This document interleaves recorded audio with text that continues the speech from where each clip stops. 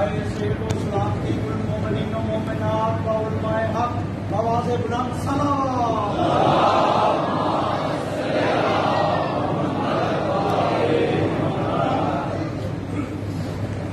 مومنین و مومنات، مسلمین و مسلمات کی بلندی کے درجات کے لیے علی ٹرسٹ کے اراکین کے جتنے بزرگان اس جہان فانی سے پوچھ کر کے ان کی بلندی کے درجات کے لیے آپ یہاں پر جو بھی مؤسسین نظر لگانے سے شہدا تشریف فرما ہے، آپ کے مرحومین کے اشارے ثواب کے لیے اور بالخصوص مرحوم و مغفور شہید رائحہ علامہ صفی سجاد شیرازی النشی کی بلندی درجات کے لیے سورۃ الفاتحہ بسم اللہ الرحمن الرحیم الحمد للہ رب العالمین الرحمن الرحیم مالک یوم الدین ایاک نعبد و ایاک نستعین اهدنا الصراط المستقیم صراط الذین انعمت علیہم غیر المغضوب علیہم ولا الضالین بسم اللہ الرحمن الرحیم قل هو اللہ احد اللہ الصمد لم یلد ولم یولد ولم یکن له کفوا احد بسم اللہ الرحمن الرحیم قل هو اللہ احد اللہ الصمد لم یلد ولم یولد ولم یکن له کفوا احد بسم اللہ الرحمن الرحیم قل هو اللہ احد اللہ الصمد لم یلد ولم یولد ولم یکن له کفوا احد كذلك ربنا اللهم اغفر للمؤمنین والمؤمنات والمسلمین والمسلمات الاحیاء منهم والاموات تابع اللهم بيننا وبينهم بالخيرات انك مجيب الدعوات انك على كل شيء قدیر رب صلی علی محمد وعلی محمد. دعاؤں کی قبولیت کے واسطے کچھ مومنین بے گناہ قید ہیں، ان کی رہائی کے واسطے، مریضوں کی شفایابی کے واسطے، ہر ایک کی توفیق خیر میں اضافے کے واسطے امام زمان کے ظہور میں تعجیل کریے باور بلند صلوات.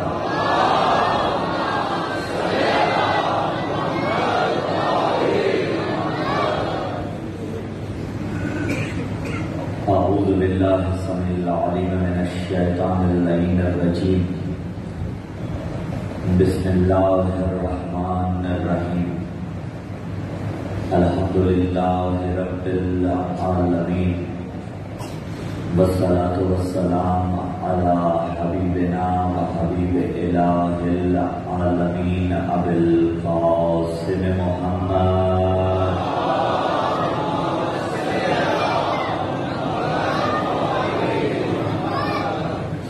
الصلاة والسلام على السيد المطهر والإمام المظفر والشجاع المظفر أبي الشبيب والشبر قاسم الطوبى والسفر أشجع المدين أشرف المدين العالم المبين الناصر المعين الولي الدين الوالي الولي السید الرضی الامام الوسیع الحاکم بالنصر الجلی المخلص الصفی مظہر العجائب ومظہر الغرائب ومفرق القطائب والشہاب الساکر نقطۃ دائرۃ المطالب اسد اللہ الغالب مطلوب کل طالب غالب علی کل غالب علی ابن ابی طالب.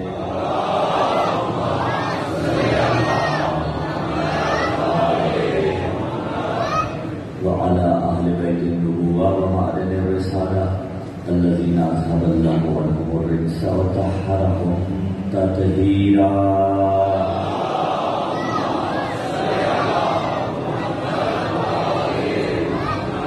ولعنة الله على جميع أعدائهم.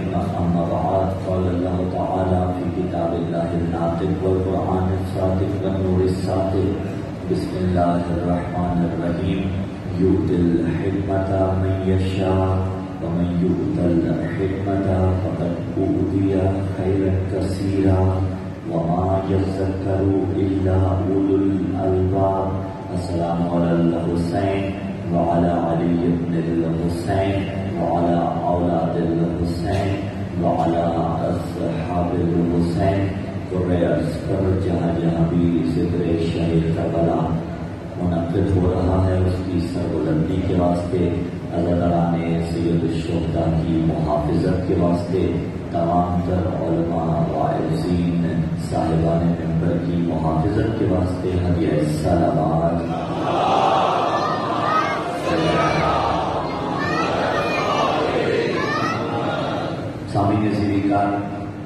موالیان حیدر کرار، فرزندان عالم اسلام، برادران اہل سنت، عاشقان محمد مصطفیٰ، شیعان علی مرتضیٰ،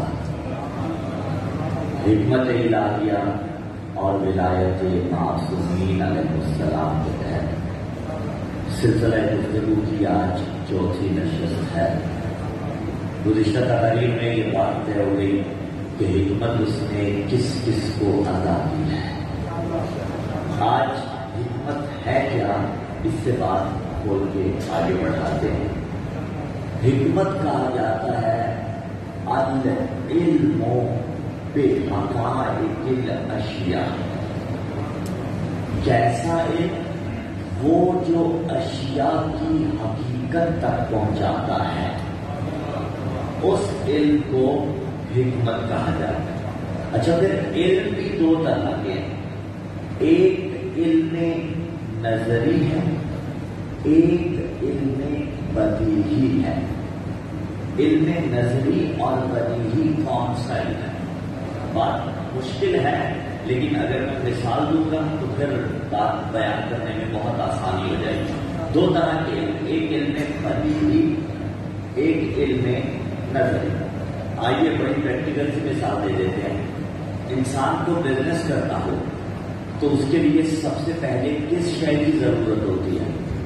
جی، کیپٹل کی، سرمایہ کی۔ سرمایہ آپ نے لگا دیا، مال آپ نے انویسٹ کر دیا، اس کے بعد دو ہی آپشنز بچتے ہیں، یا تو نفع ہوگا یا نقصان ہوگا۔ ہمیں اس طرف بحث نہیں کرنی نفع ہو یا نقصان ہو، تو بزنس رہا ہے نا۔ یعنی شرط تھی کہ آپ کے پاس سرمایہ ہو، سرمایہ نہ ہو تو کاروبار نہیں ہو سکتا۔ پھر جو کچھ بھی آپ اخذ کریں گے وہ اس سرمایہ کی وجہ سے ہوگا، وہ کیپٹل کی وجہ سے ہوگا۔ اچھا، وہ آپ ادھار لے کے انویسٹ کریں تو بھی آپ کی مرضی، ذاتی ہو تو بھی آپ کی مرضی، اصلی طور پر کیپٹل ہونا چاہیے۔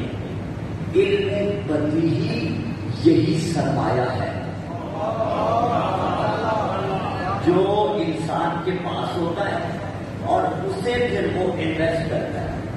کہاں انویسٹ کرتا ہے؟ اس سے جو پروفٹ ہوتا ہے اس کا نام علم نظری ہے۔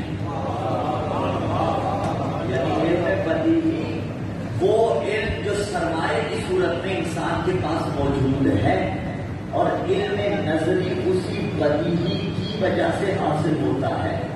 آپ سب کے پاس علم ہے، اللہ سلامت رکھے، میرے پاس بھی تو ٹوٹے پھوٹے الفاظ ہیں، لیکن ہم سب کا علم محدود ہے۔ بھائی، ایک وکیل کا سرمایہ LLB کی ڈگری ہے، ایک ڈاکٹر کا سرمایہ MBBS کی ڈگری ہے، ہمارا سرمایہ فقہ اور اصول الفقہ ہے۔ ہاں، اس کے علاوہ باقی میدانوں میں پنجہ آزمائی کر لیتے ہیں، بنیادی طور پر ان کی معلومات تو ہونی چاہیے، لیکن اسپیشلائزیشن کس میں ہے؟ شریعت میں۔ لائر کی اسپیشلائزیشن کس میں ہے؟ وکالت میں۔ انصاف فراہم کرنے میں جج صاحب نے تخصص کر رکھا، تو ہمارا علم بدیہی محدود ہے، اس سے ہم نکالتے ہیں جو بھی نکالتے ہیں۔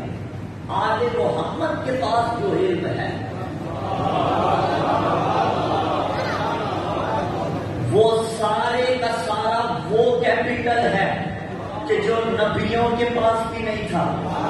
مزاج مل گیا تو جملے میں دیر نہ کرو، اسی لیے تو تاریخ میں کسی نے پڑھ کے کہا تھا، ایک صاحب نے پڑھ کے مولا علی سے کہا تھا، یا علی کبھی سوچ کے بھی جواب دے دیا کرے، ادھر سوال کرو ادھر جواب آ جاتا ہے۔ علی نے فرمایا بتا تیرے ہاتھوں کی انگلیوں کی تعداد کتنی ہے؟ اس نے سوچا نہیں، ایک دم سے بولا مولا 5 ہے۔ علی نے فرمایا سوچا کیوں نہیں؟ اس نے کہا مولا کمال کرتے ہیں، یہ بھی کوئی سوچنے کی بات ہے، میرے سامنے میری ہاتھوں کی انگلیوں کی تعداد آیا ہے۔ علی نے فرمایا اتنی سی تو بات ہے، جیسے تیرے سامنے تیری ہاتھوں کی انگلیوں کی تعداد آیا ہے، ایسے کائنات کے راز مجھ علی کے سامنے آیا ہے۔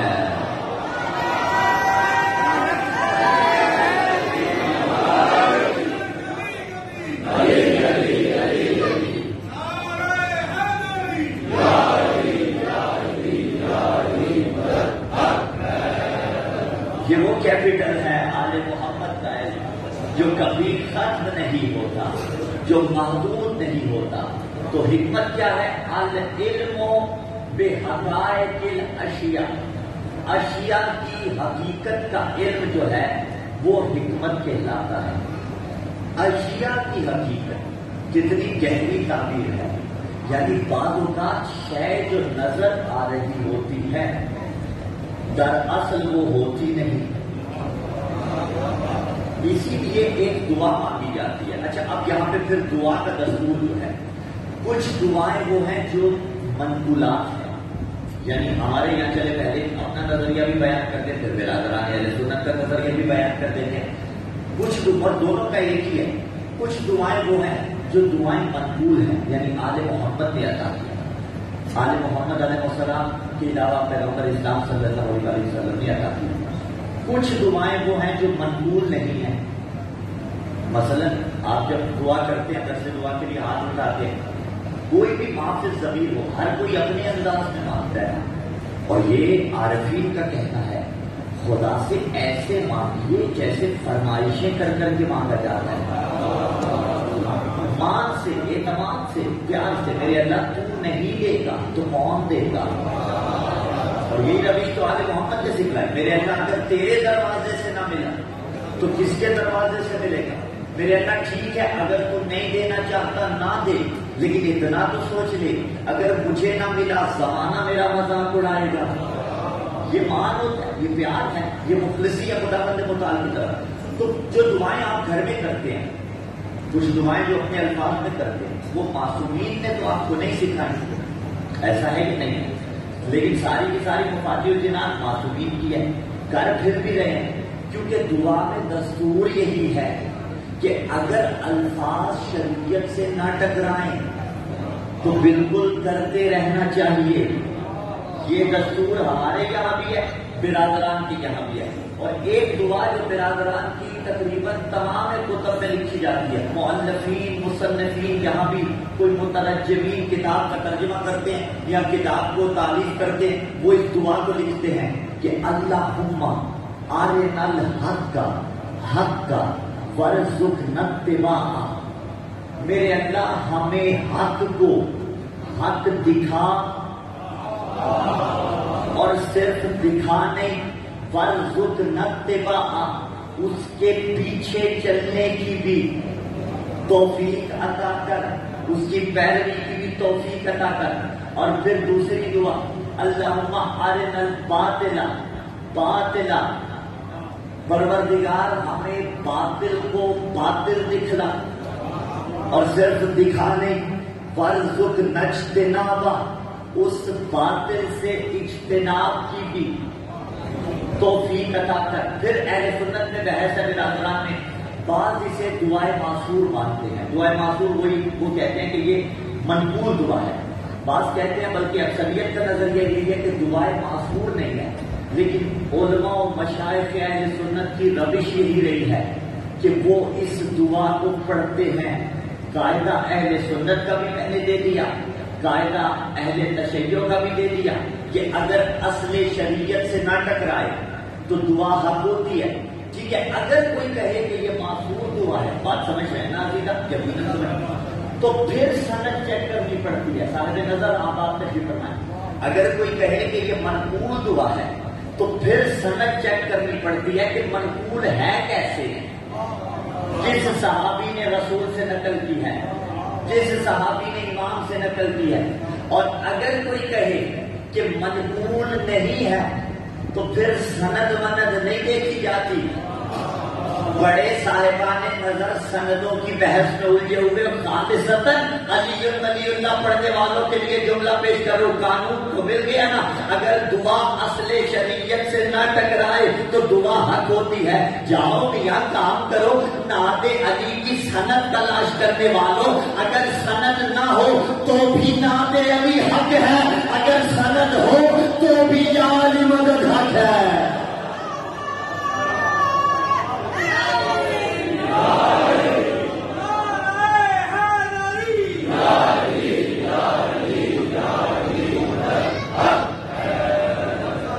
یہ منقول نہیں مانتے، ٹھیک ہے، ہے تو اتنا تو تسلیم ہوتا ہے نا کہ پکار ہے علی کی، تو اسی پہ اتفاق کیجیے، اسی پہ جب کر لیجیے کہ یہ پکار ہے، بندہ مومن جو پکار رہا ہے وہ کسی بھی رنگ میں پکار سکتا ہے۔ تو کہا اللہم ارنا الحق وارزقنا اتباعہ، میرے اللہ اس کی پیروی کی توفیق عطا کر، وارنا الباطل باطلا وارزقنا اجتنابہ، اور باطل کو باطل دکھلا، اس سے بچنے کی توفیق عطا کر۔ میں دعا کو مانگ رہا ہوں، میں دعا کو تسلیم بھی کر رہا ہوں۔ تشیع کا سب سے چھوٹا طفل مکتب علماء کی تائید کے ساتھ بھرے ممبر پہ یہ اعلان کر رہا ہے کہ ہم اسے تسلیم کر رہے ہیں کہ ہم نے حق کو حق دیکھنا ہے اور مانگ اللہ سے رہے ہیں، آؤ اس کی بارگاہ میں چلتے ہیں، میرے اللہ ہمیں حق کو حق دکھلا۔ عجب نہیں آواز ہے، مصطفیٰ کی بارگاہ میں جانا پڑے گا، آؤ نبی کی بارگاہ میں چلتے ہیں، یا رسول اللہ ہم مل کے آئے ہیں، ہمیں حق کو حق دکھلائیے، باطل کو باطل دکھلائیے۔ تو عجب نہیں آواز مصطفیٰ آئے، اگر حق دیکھنا چاہتے ہو علی جلوال حق پر حق والی، علی حق علی حق علی حق علی حق علی حق۔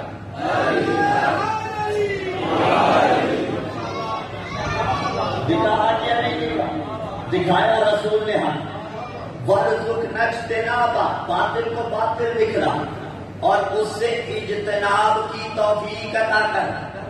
تو نبی نے فرمایا اللہم ارنا الحق ما حیث دار، میرے اللہ حق کو ادھر ادھر پھیر جدھر جدھر علی جاتا ہے، تو آپ نے باطل سے بچنا ہے۔ نبی نے کہا جدھر علی جائے گا حق وہاں وہاں مڑتا جائے گا، جو جو علی سے ہٹتا جائے گا وہ باطل بنتا جائے گا۔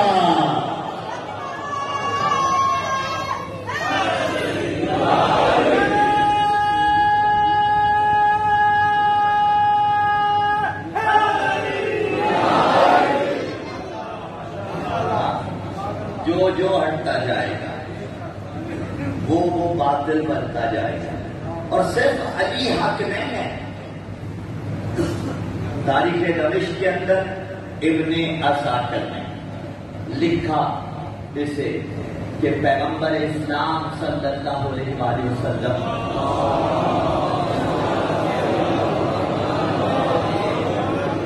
اچھا، دوسرا حوالہ انصاب الاشراف کا، تیسرا حوالہ طبقات ابن سعد کے اندر بھی موجود ہے۔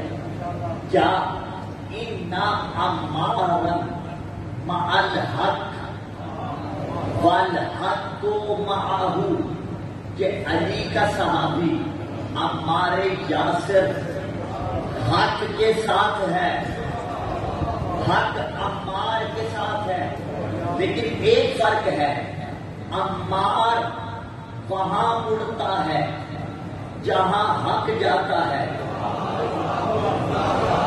تین حوالے میں نے اردو حوالہ دیے، انصاب الاشراف کا، طبقات ابن سعد کا۔ ابن عساکر نے تاریخ دمشق کے اندر بھی لکھا عمار وہاں جاتا ہے جہاں حق جاتا ہے۔ کہیے فرق کیا ہوا آقا میں اور مولا کے غلام میں؟ فرق بڑا ہے کہ عمار وہاں مڑتا ہے جہاں حق ہوتا ہے، حق وہاں مڑتا ہے جہاں علی ہوتا ہے۔ لفظ بدل رہا ہوں، عمار وہاں مڑتا ہے جہاں علی ہوتا ہے۔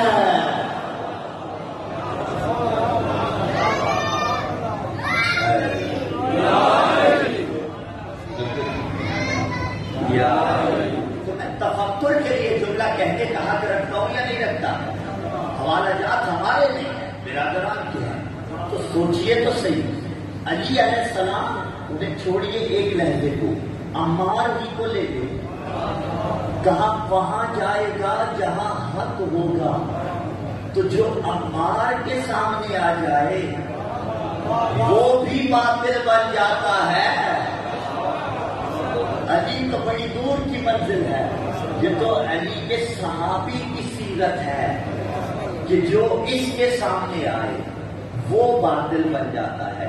میرے اللہ ہمیں حق کو تو نے حق دکھلانا ہے، ہمیں باطل کو باطل دکھلانا ہے اور اس سے اجتناب کی توفیق عطا کرنی ہے۔ پہنچ رہی ہے بات. العلم بحقائق الاشیاء، حقائق کی اشیاء کا علم جسے مل جائے اسے حکمت عطا ہو جاتی ہے. اگلا سوال پھر وہی ہے، جو دل حکمت وہ حکمت عطا کرتا ہے. حکمت کیا ہے؟ حقائق کی اشیاء کا علم.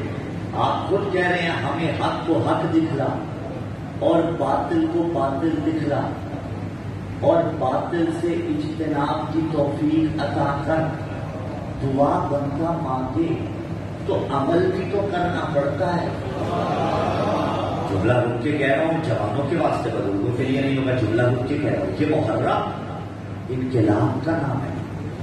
دعائیں مانگ رہے ہیں نا اس محرم میں، اس کے بعد پہلی شرط عمل ہوگی. ہاں، اپنے آپ کو فلٹر کیجیے اس محرم میں، گناہوں سے اعراض کیجیے. باطل کو باطل دکھلا. کب دکھے گا باطل باطل؟ کب دکھے گا حق حق؟ اور کتنی حدیثیں اور سنائی جائیں، جتنے حوالے اور دکھائے جائیں، جتنی مرتبہ یہ تذکرہ آئے تو حق حق دکھے گا. جملہ رک کے کہہ رہا ہوں تفکر کے واسطے، مان لو حق کو حق، ورنہ کہیں ایسا نہ ہو جب آنکھ بند ہو رہی ہو تب تو حتمی طور پہ تمہیں دکھے گا کہ حق کیا ہے. سامنے بے نفس نفیس دکھے گا، کیونکہ جملے میرے نہیں ہیں. حارث ہمدانی سے فرمایا تھا علی نے، یا ہار و ہمدان میں یمت یرانی، اے حارث ہمدانی جو بھی مرتا ہے مجھ علی کو دیکھتا ہے. سوال بڑا ٹیکنیکل ہے. مومن مرے یا منافق مرے، ایک وقت میں کتنے لوگ انتقال کر رہے ہیں؟ تو سوالات کرتے رہنا چاہیے. علم و حکمت کی کنجی بھی سوال ہے، وہ کیسے دیکھ رہے ہیں؟ پوچھیے علماء سے. یرانی افعال قلوب میں سے ہے، یعنی جس کا تعلق دل کے ساتھ ہوتا ہے. جس کا تعلق دل کے ساتھ ہوتا ہے، یعنی جو بھی مرنے لگتا ہے اس کے سامنے سے پردے ہٹا دیے جاتے ہیں. وہ علی کے مقام کو دیکھ لیتا ہے. جب علی کے مقام کو دیکھ لیتا ہے تب پتہ چلے گا علی کا نمبر کون سا ہے.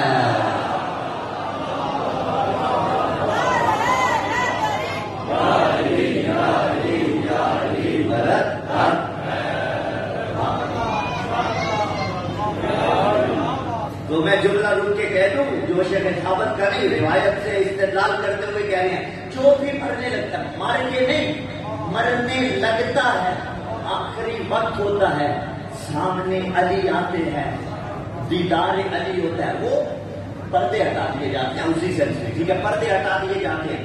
تو پھر کوئی مر کر بھی جی جاتا ہوگا، کسی کو مرنے سے پہلے موت آ جاتی ہوگی.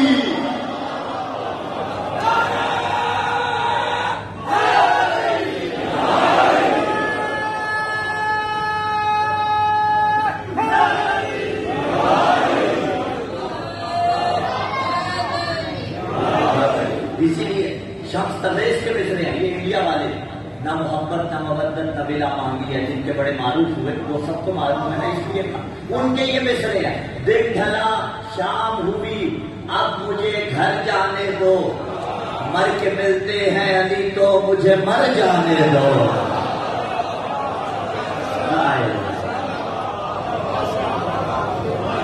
اور دیدار علی علی دی محبت دل تڑکتا وا ہر ٹائم 72 والی وہ ہاتھ چکے تجھے فائدہ ہی کوئی نہیں ہے. نعرہ تکبیر، نعرہ رسالت، حسینیت یزیدیت، تمام کے قاتل مولا علی مولا.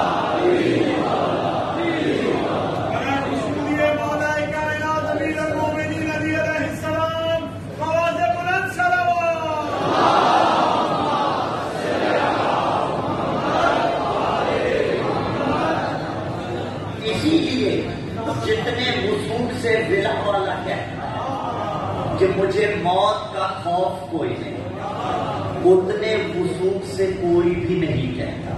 ہاں، موت دیدار علی کا ایک بہانہ ہے، حق ہے، اس سے راہ فرار نہیں ہے. اور اگر راہ علی میں آئے اللہ درجات بلند فرمائے علامہ سفیر سجاد شیرازی اللہ کے لیے، لیکن جس انداز میں آئی رزق قضا ہی و تسلیم لے آئی، ہم راضی ہیں خدا کی قضا پر، اس کے حکم پر، لیکن ایک نقصان ہے ناقابل تلافی.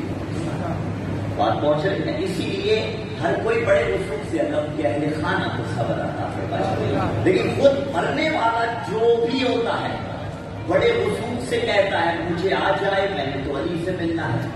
اسی لیے جب شعراء نے قلم بند کیا اس منظر کو تو بڑے وسوخ سے کہا. بلال کاظمی کے 4 مصرے یہی یاد آ رہے ہیں، پڑھ دیتا ہوں. کہا عشق حیدر میں گوہر رول دیے جاتے ہیں، وہاں بھی وہاں نہیں کہا ضرورت شیری کے تحت اچھے شاعر ہیں آپ، وہاں بھی تحفے مجھے انمول دیے جاتے ہیں، ہاتھ ماتم کے لیے قبر میں رہے آزاد، اس لیے بندے کفن کھول دیے جاتے ہیں.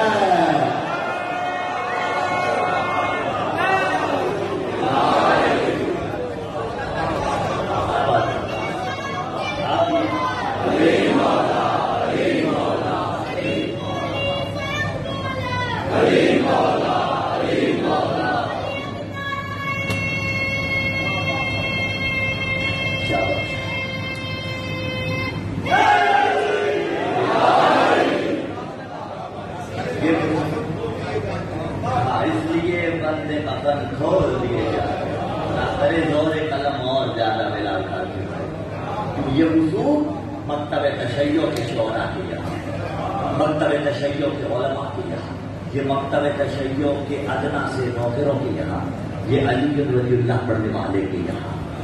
العلم بحقائق الاشیاء، حقائق اشیاء کا علم حکمت کہلاتا ہے. اندھی بانٹ نہیں ہے حکمت. لفظ سے لفظ جوڑ رہا ہے یو دل حکمت، جسے چاہتا ہے عطا کر دیتا ہے. وہ یہ نہ کہے کہ جسے چاہتا ہے، وہ جسے کے لیے ایک معیار ضروری ہے، وہ جسے کے لیے توفیق ضروری ہے. دیکھیے توفیقات بھی 2 طرح کی ہوتی ہیں، ایک توفیق اختیاری ہے، ایک توفیق اجباری ہے. توفیق اجباری یعنی جبرن جو توفیق دی جاتی ہے. مثلا جسے آپ بہت سادہ لفظوں میں کہیں جہاں بس نہیں چل رہا ہوتا، وہ توفیق اجباری ہوتی ہے. آئیے مولا کائنات سے پوچھتے ہیں یہ توفیق ہے یا نہیں ہے. تو علی بادشاہ علیہ السلام نے فرمایا من العصمت تعذر المعاصی، گناہ تک رسائی نہ ہونا یہ بھی پاک دامنی کی علامت ہے.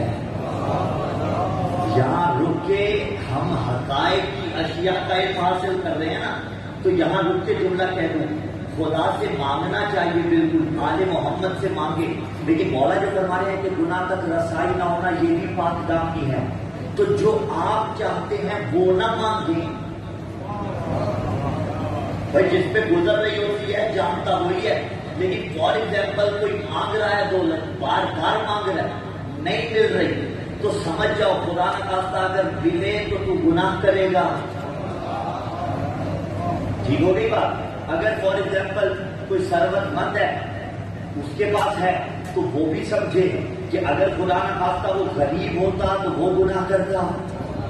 یعنی جو جس مقام پہ ہے اسٹرگل کرنے کے بعد اسے وہاں پر دعا یہ کرنی چاہیے میرے اللہ. ہر دعا کی ایک دعا ہے وَأُفَوِّضُ أَمْرِي إِلَى اللَّهِ، میرے اللہ میں اپنا معاملہ تیرے سپرد کرتا ہوں.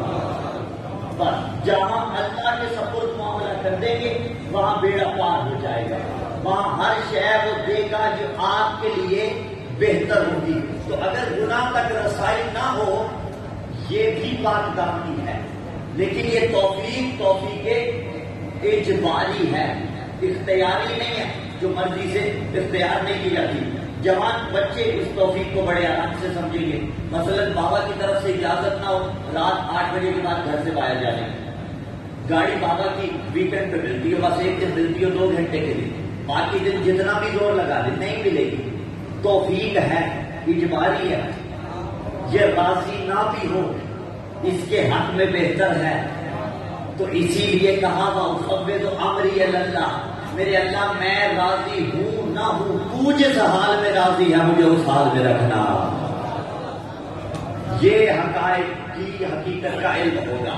اسی طرح اجباری اور اختیاری، سمجھ میں آ گئی بات. اختیاری جو انسان خود اختیار کرتا ہے، یہ جو حکمت ہے یہ کون سی توفیق ہے؟ اگر تو اجباری ہو تو پھر کمال کیا ہے کہ بھائی سب کو دے رہا ہو. حکمت اجباری نہیں ہے، حکمت اختیاری ہے. لینی پڑے گی کہ گھر سے جا کے لینی پڑے گی.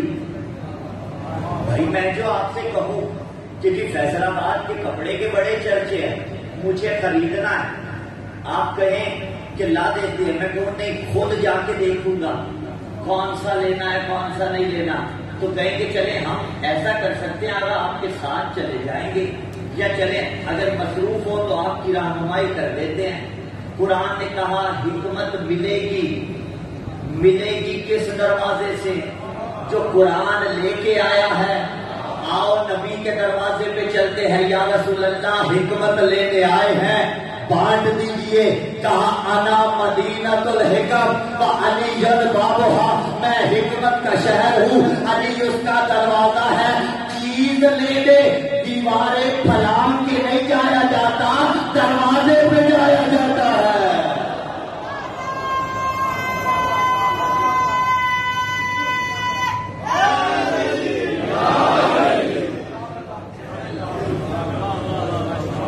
چیز لینے دیواریں پھلانگ کے نہیں جایا جاتا. انا مدینۃ الحکم، میں مدینہ حکمت ہوں. ہر تقریر کا پچھلی تقریر کے ساتھ ربط ہے کہیں نہ کہیں سے. کل آیت پیش کی تھی کہ جب نبیوں سے کہا بھائی اخذ اللہ میثاق النبیین لما اتیتکم من کتاب وحکمہ، جب میں تمہیں کتاب دے دوں اور حکمت دے دوں. میں آج کی تقریر کو سمیٹنا چاہتا ہوں، ایک نتیجہ دیکھیں. جب تمہیں کتاب دوں اور حکمت دوں، نبیوں کو کیا ملی؟ کتاب اور حکمت ملی. نبی نے فرمایا انا مدینۃ الحکم وعلی بابھا، میں حکمت کا شہر، علی اس کا دروازہ. قرآن نے کہا نبیوں کو حکمت ملی. اور چلیے جملہ میرا ہو تو فتویٰ بنتا تھا، لیکن اگر نعت آپ کی ہو تو پھر نہیں بنتا. سارے نبی تیرے در کے سواری، یعنی آدم کی حکمت علی کا صدقہ، نوح کی حکمت علی کا صدقہ، سارے نبیوں کی حکمت محمد کے وسیع علی کا صدقہ.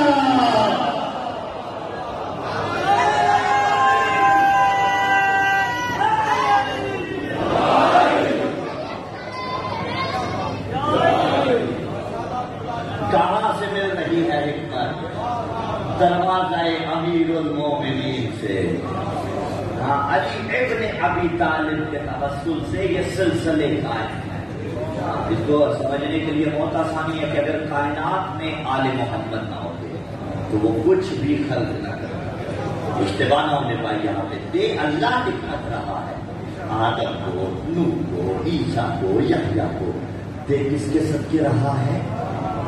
علی ابن ابی طالب کے صدقے، امیر المومنین کے صدقے. تو ہمیں جو حکمت لینی ہے وہ کس کے دروازے پہ جانا پڑے گا؟ علی حیدر کروان کے دروازے. حقائق کی اشیاء کا علم حکمت کہلاتا ہے. یہی ارمان ہے. انہوں نے آل محمد کی حقیقت کو سمجھا نہیں ہے.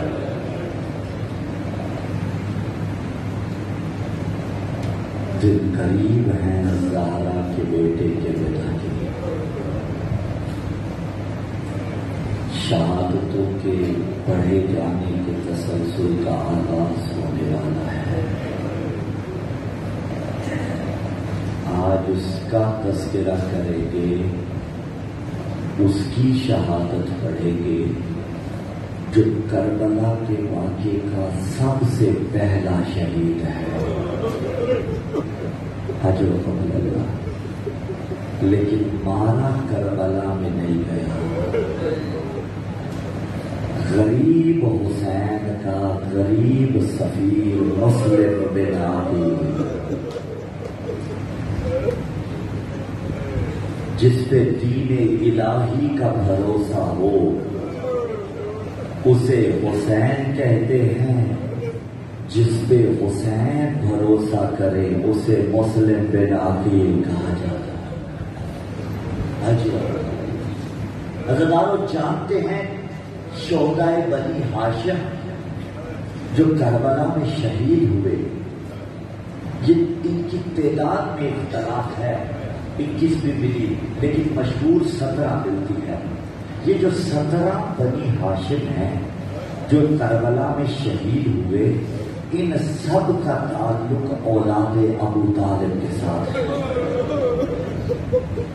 अबू तालिब का बेटा अकील, अकील के बेटे जनाब मुस्लिम। कहा था मौला अली ने एक दिन रसूलुल्लाह से, या रसूलल्लाह क्या आप अकील से मोहब्बत करते हैं? जानते तो थे लेकिन पूछा इसलिए ताकि हम तक पहुंच जाए रिवायत। पैगंबर ने फरमाया मुझे अकील से दोहरी मोहब्बत है। क्यों या रसूलल्लाह? कहा एक अबू तालिब की वजह से, दूसरा इस अकील का एक बेटा तेरे बेटे हुसैन की नुसरत में मारा जाएगा। आओ तुम्हें तुम्हारा मकाम बताओ। इसके बाद रसूल ने कहा वो जो मुस्लिम हुसैन की नुसरत में मारा जाएगा ना, फतदमा अलैहि उयूनल मोमिनीन बैठ के गिरिया किया करेंगे। अल्लाह, उस पर मोमिनीन बैठ के रोया करेंगे। अज़दार खुतूत आना शुरू हुए कूफे से, 600 खत एक दिन में आते थे। तो 12,000 के करीब सफीर का इंतखाब किया और अपने सफीर को कूफा की तरफ रवाना किया। रवाना ये कह के किया था कि मुस्लिम इस राह में शहादत को यकीनी पाना। हुसैन रुखसत कर रहे हैं, दोनों भाइयों ने एक दूसरे के गले में बाजू डाल दिए, रोते जाते हैं, रो रहे हैं, ऐसे रोए जैसे सावन के बादल बरसते हैं। और अदादारों जब हुसैन से जुदा हुए हैं ना, मुस्लिम एक कोने में बैठ के रो रहे हैं। किसी ने कहा मुस्लिम गिरिया क्यों कर रहे हो? मुस्लिम ने कहा मैं इसलिए गिरिया कर रहा हूँ, आज के बाद हुसैन की ज़ियारत नसीब नहीं होगी। मैं अपने आका की ज़ियारत से महरूम हो जाऊंगा। हाँ ज़दारो 15 रमजान को मुस्लिम निकले हैं वहां से, कूफा के लिए तैयारी की, आ गए कूफा में, हाथ पे बैयत होने लगी। तो तकरीबन कई हजार, 18,000 के करीबी अफराद मिलते हैं जिन्होंने बैयत दस्ते मुस्लिम पे की थी। लेकिन मैं इख्तिसार करूं, मंजिल को आगे बढ़ाऊं। एक वक्त वो आया जब सारे बैयत करने वाले दगा दे गए, मुस्लिम अकेला रह गया। एक मोमिना से पानी मांगा, मिला पानी या नहीं मिला? मिला। मुस्लिम को पानी दिया गया, कूफा में मुस्लिम को पानी दिया गया। लेकिन थोड़े ही अरसे बाद इसी कूफा में औलादे नबी आई थी। उन जालिमों ने किया क्या था? सदके की खजूरें औलादे नबी की तरफ फेंकते थे। बीबी उम्मे कुलसूम वो सदके की खजूरें वापस देती थी और कहती थी अरे हम नबी के घर वाले हैं, ओ हया करो, इतना सदका अलैना हराम, अरे बाज आओ हम पे सदका हराम है। अजरकुल्लाह जनाब मुस्लिम ने क़याम उस मोमिना के घर में किया। عزیزانو صبح اس کے لعین بیٹے نے لالچ دنیا میں مخبری کی. حضرت مسلم کو پتا چلا فوج قریب آن پہنچی ہے. عجیب جملے مسلم نے گھر سے نکلنے کا ارادہ کیا. کیوں مومنہ کے گھر سے نکلنا چاہتے تھے جناب مسلم؟ اس لیے کہ مومنہ کے گھر کی چار دیواری کا تقدس پامال نہ ہو. ارے قربان جاؤں حسین کے اصحاب پہ، ایک علی ولی اللہ پڑھنے والے کے گھر کی چار دیواری کا تقدس برداشت نہیں. اللہ جانے شام غریباں وہ کیسے برداشت کیا ہوگا. اولاد نبی کے خیام تھے اور ظالم جلا رہے تھے. اللہ جانے کیسے وہ منظر برداشت کیا. اجرک اللہ. حاضرات جناب مسلم نکلے ہیں، جنگ کرنا شروع کی. محمد ابن اشعث اس نے لکھا کوفہ کے گورنر کو، اس نے کہا اور فوج بھیج. اس نے اور قوت کر دی. دوسری بار پھر کہا مجھے اور سپاہی اور گھوڑے بھیج. انہوں نے کہا تیری ماں تیرے ماتم میں بیٹھے، ایک آدمی کے لیے اتنی فوج منگوا رہا ہے. اس نے کہا تجھے نہیں پتا یہ کوفہ کا کوئی سبزی فروش نہیں ہے، یہ حسین کی تلواروں میں سے ایک تلوار ہے. اجرکم اللہ. یہ بنو ہاشم کا جوان ہے، اسے مسلم کہا جاتا ہے. بس اداروں لڑتے لڑتے اب دھوکہ دیا گیا حسین کے شیر کو، اور دھوکے سے ایک گڑھے میں گرا دیا گیا. وہاں منظر عجیب تھا. جس کے پاس تیر تھا اس نے دور سے تیر مارا. کوئی لعین چھت پہ چڑھ کے پتھر مار رہا تھا. اداروں ایک مرتبہ مسلم کو گرفتار کر لیا گیا. گرفتار کر کے جب دربار میں لائے، ایک مرتبہ مسلم سینہ تان کے آئے. یہی تو سید سجاد سے کسی نے کہا تھا اے تجھے کیا ہوا، تو بھی ہاشمی ہے. چند دن پہلے بھی ایک ہاشمی آیا تھا، اس کا سینہ تنا ہوا تھا، وہ ان کی آنکھوں میں آنکھیں ڈال کے بات کر رہا تھا. سجاد نے کہا تو نے انصاف نہیں کیا، اور مسلم اکیلا آیا تھا، میں مائیں بہنیں پھوپھیاں اور ساتھ لے کے آیا. اللہ کی ریاضاری پہ رام کرے، کرتے آئیے گا تیاری. حاضر مسلم کو گرفتار کر لیا گیا. انہوں نے کہا کہ مسلم تو نے امیر کو سلام کیوں نہیں کیا؟ مسلم نے کہا میرا ایک امیر ہے جس کا نام ہے مسلم کو امیر مسلم. اجرکم اللہ. بس اداروں تمام گفتگو جاری رہی. اس لعین نے کہا دارالامارہ کی چھت پہ لے جایا جائے. جتنے کوفے کے ظاہر بیٹھے ہوئے ہیں وہ تو زمین بوس ہو گیا نا دارالامارہ. لیکن آج بھی مسلم کے روزے میں اور دارالامارہ میں اداروں دیکھا ہے فرق کتنا ہے آپ نے. یعنی جس اونچائی پہ لے جا کے انہوں نے زمین بوس کیا تھا، آج وہ دارالامارہ اسی گہرائی میں چلا گیا. یہ کرامت ہے حسین ابن علی کی. لیکن دارالامارہ کی چھت آ گئی. اس دارالامارہ کی چھت سے لعین نے تلوار سے مسلم کا سر قلم کیا. مسلم کا سر قلم کیا، دھڑ زمین پر گرا. عجب نہیں زہرا نے آگے بڑھ کے لیا ہو، آؤ میرے بیٹے کا سفیر آ جا. اگلی روایت سخت ہے. ہانی بن عروہ کو بھی شہید کیا گیا.